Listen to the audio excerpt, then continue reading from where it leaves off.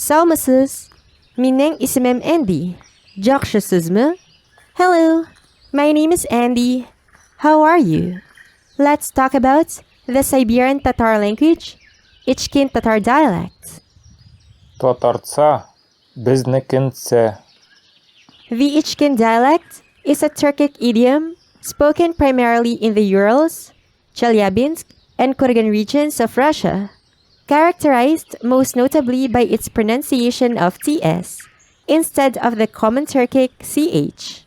While traditionally classified as a branch of the Kazan Tatar dialect, it features a complex linguistic heritage that shares distinct similarities with the Mishar dialect. This dialect evolved through extensive regional contacts, absorbing significant linguistic influences from both the Bashkir language and the Tobolyrtysh dialect of Siberian Tatar. Because speech patterns vary significantly from village to village, it is important to note that the audio samples presented here specifically feature the Ust-Bagaryak subdialect. In other areas, particularly among the inhabitants of the eastern villages, the local speech is virtually identical to the Tobolyrtysh dialect. The Ichkin Tatars, also known as Kurgan Tatars, are a sub-ethnic group that migrated to the Trans-Urals following the fall of the Kazan Khanate, establishing settlements along the Ichkina River, and historically referring to themselves as Tatars of the Siberian Road. Their community was forged from a diverse blend of Volga and Siberian Tatars, alongside smaller groups of Bashkirs, Nogais, and Russians. Unlike neighboring nomadic tribes, the Ichkin people cultivated a sedentary lifestyle focused on agriculture, fishing, and trade, while developing a highly literate culture that carefully preserved literary artifacts. They deeply valued education. By the late 19th century, every Ichkin village maintained a mosque and an attached madrasa for boys, while girls were taught to read and write in Old Tatar by female scholars known as abastais. As primarily simple peasants who worked the fields and neighboring forests, they relied heavily on essential agricultural and carpentry tools such as hammers, axes, sickles, scythes, and hand mills. Their traditional cuisine reflects this hearty, agrarian lifestyle, featuring dishes like gaime, which is akin to Kazakh beshbarmak, but distinctively always served with broth. Other culinary staples include tabakumet, which are large or small tortillas, and sayildak, simple dough donuts traditionally enjoyed with jam or butter and sugar, and sometimes dusted with powdered sugar. In the next part, let's listen to the beautiful sounds of their language. The Universal Declaration of Human Rights. Bütün kişiler үзләренең кадер олылыгында да, хокукларында да бер тигез дә ирекле булып туалар. Аларга вакыл да, намус та бирелгән. Алар бер-берсенә туганлык, дуслык рухында эш иткәле тиешләр. Numbers. 1, 2, 3, 4, 5,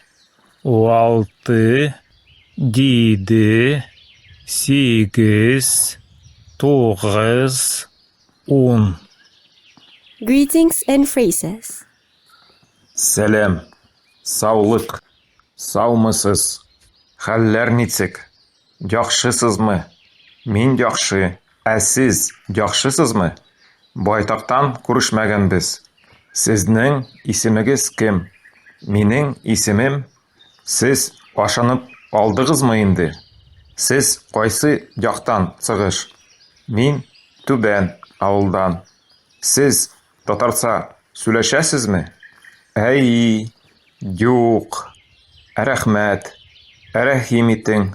Мин сине яратам. Мин сине сөям. Аңлайым, аңламайым. Гафу итең. Булырдай. Алам, әләм, алмайым, әлмәйм. Сау булың.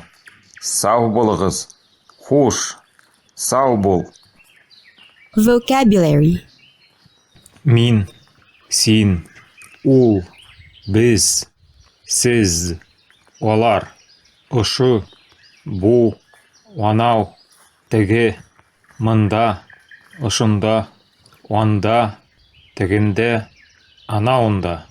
Атай, инәй, ҡарттай, бабай, ҡәртнәй, әбей, ағай, әнекәш, әптәй, ҡәрендәш, ул, ҡыз, кешеләр, халыҡ, ир, хатын, бисә, дус, уҡытыусы, уҡыусы, шәкерт, күҙ, ҡолаҡ, танау, ауыз, теш, баш, сәс, бит, ҡул, аяҡ, көсөк, эт, песәй, сусҡа, сыйыр, сарыҡ, ат, айғыр, сысҡан, тауыҡ, ҡош, балыҡ, сисәк, үлән, ағас, япраҡ, яфраҡ, ҡызыл, күк, сары,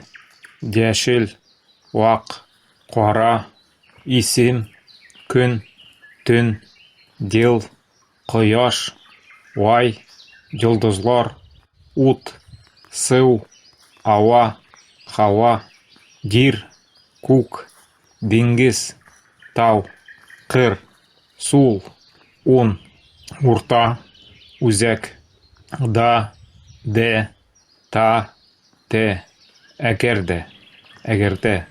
Ғанға күрә, ҡанға күрә, гәнгә күрә, кәнгә күрә, иске, яңа, йәш, оло.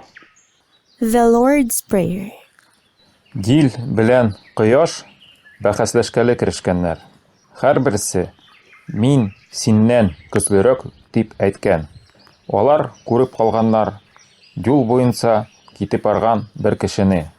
Ул атлап ултырған юлсы бишмәт кейгән булған. Алар сөйләшкәннәр. Кем юлсының бишмәтен систерер, шул үзенең көслөрәклеген күрсәтер. Аннан Дил бөтөн көсөн дейіп, өргәле кереште. Ул нығыраҡ өргән сайын, анау юлдағы кеше бишмәтенә ипләберәк ураланған булған. Азағында Дил анау юлсыдан бишмәт систереү маташыуны туҡратҡалы булған. Аннан соң ҡояш килеп сыҡҡан, да ҡыҙҙырғалы керешкән. Күпмедер ваҡыт үткәс, юлсы йылынып киткән, дә бишмәтен сискән. Менә шулай төн яҡтан өргән Дилгә аңлағалы туры килгән. Аларның икесенән ҡояш көслөрәк икәнен.